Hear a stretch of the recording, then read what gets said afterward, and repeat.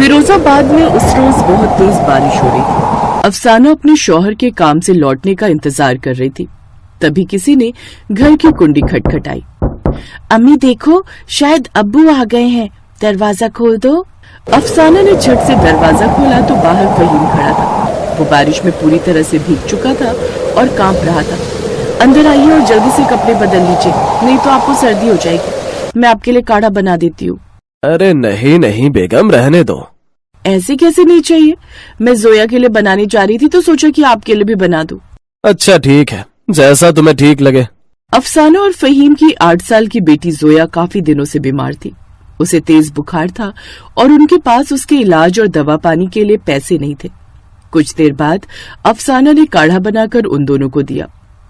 फिर उदास फहीम को देखकर बोली, क्या हुआ जी, आज भी कोई काम नहीं मिला क्या? नहीं अफसाना, लगातार हो रही बारिश के कारण मौसम अभी ठंडा ही है, इसीलिए लोग अपने एसी चालू नहीं कर रहे। कोई भी एसी की सर्विसिंग नहीं करवा रहा है। और तो और इस बार नवाब अकरम ने भी एसी की सर्विसिंग के लिए नहीं बुलाया। एक उन्हीं से उम्मीद रहती थी। सोचा था थोड़े पैसे बनेंगे तो अपनी बच्ची का इलाज करवा लूंगा। साथ ही बकरा ईद भी आने वाली है तो अपनी बच्ची के लिए नए कपड़े और बकरा लाऊंगा। लेकिन इस बेचारी की हालत भी बिगड़ती जा रही है। जल्दी इसका इलाज नहीं करवाया तो कहीं मेरी बच्ची। चुप हो जाइए जी और सब्र रखिए।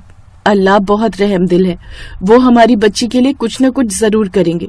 चलिए अब खाना बना दिया है, लगा दूं? हाँ लगा दो। अफसाना ने 2 प्लेट में थोड़े से चावल और दाल निकाले।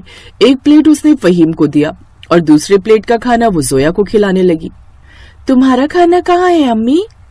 वो मुझे बहुत भूख लगी थी तो मैंने पहले ही खा लिया। क्यों झूठ बोलती हो अफसाना?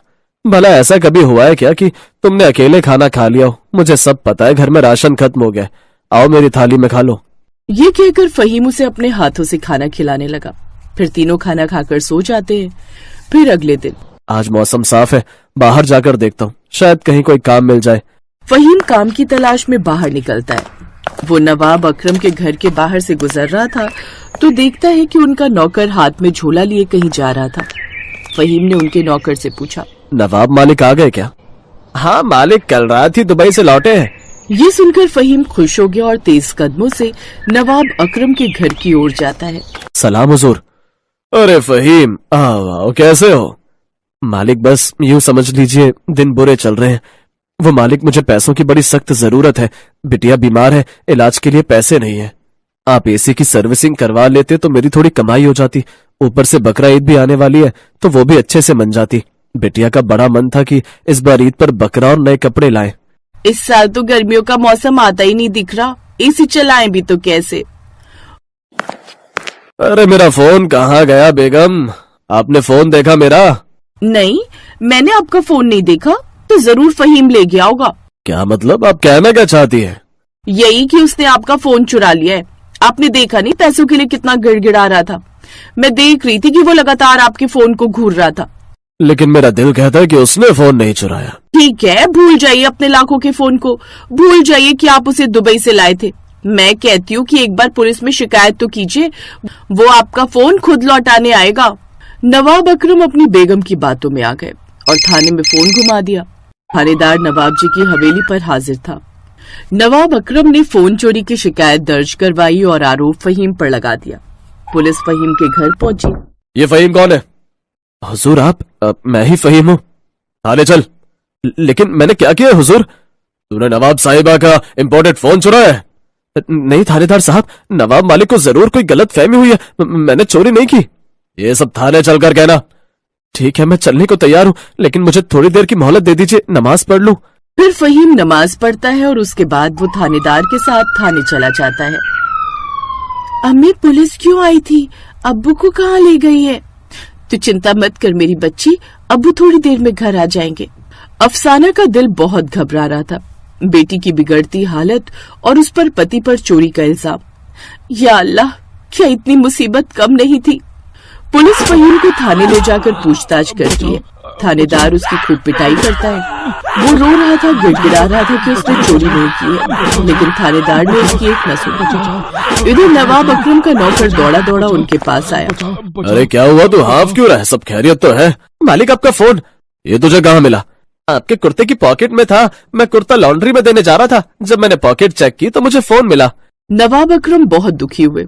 उन्होंने थाने में फोन मिलाया तो हवलदार ने फोन उठाया और बता दिया कि थानेदार साहिब फहीम की धुलाई कर रहे हैं। नवाब अकरम ने उसी समय ड्राइवर को गाड़ी निकालने के लिए कहा। थाने में जाकर उन्होंने देखा तो थानेदार अब भी फहीम की पिटाई कर रहा था। नवाब अकरम ने आवाज लगाई, रुक जाइए थानेदार साहब, फोन मिल गया है। नवाब की आवाज सुनकर थानेदार ने फहीम को छोड़ दिया और लॉकअप से बाहर आया। ये आप क्या कह रहे हैं? उस दिन जब बारिश होने लगी तब मैंने अपना फोन कब अपनी जेब में रख लिया और उसके बाद मैं कपड़े लॉन्ड्री में दे गया, मुझे याद ही नहीं था। अभी ये फोन मेरे नौकर को मिला। फहीम को छोड़ दीजिए। थानेदार फहीम को छोड़ देता है, लेकिन उसकी हालत बहुत बिगड़ चुकी थी। नवाब अकरम उसी समय उसे अपनी गाड़ी में बिठाकर अस्पताल ले जाते हैं और उसका इलाज करवाते हैं। इधर नौकर ने नवाब की बेगम को सारी सच्चाई बता दी।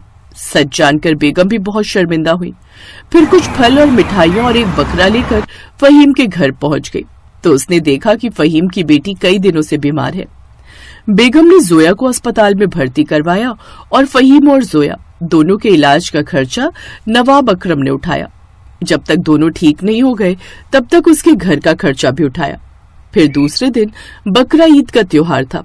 फहीम और जोया दोनों ठीक हो चुके थे। नवाब अकरम ने अपने नौकर को फहीम के घर भेजा। मालिक ने कहा है कि सभी कमरों की एसी की सर्विसिंग करनी है। ये सुनकर फहीम खुश हो गया और नवाब के घर पहुंचा और सभी 15 कमरों के एसी की सर्विसिंग की, जिसके बदले में नवाब ने उसे अच्छी खासी रकम दी। उन पैसों से फहीम और उसके घर वालों ने बड़ी खुशियों के साथ ईद का त्योहार मनाया। उन सब ने नए कपड़े लिए। साथ ही नवाब के दिए हुए बकरे की कुर्बानी देकर कई महीनों बाद बिरयानी, कोरमा और मटन करी जैसे कई तरह का खाना बनाकर खाया। इस बकरा ईद पर उन गरीब की ईद भी बड़े अच्छे से मनी।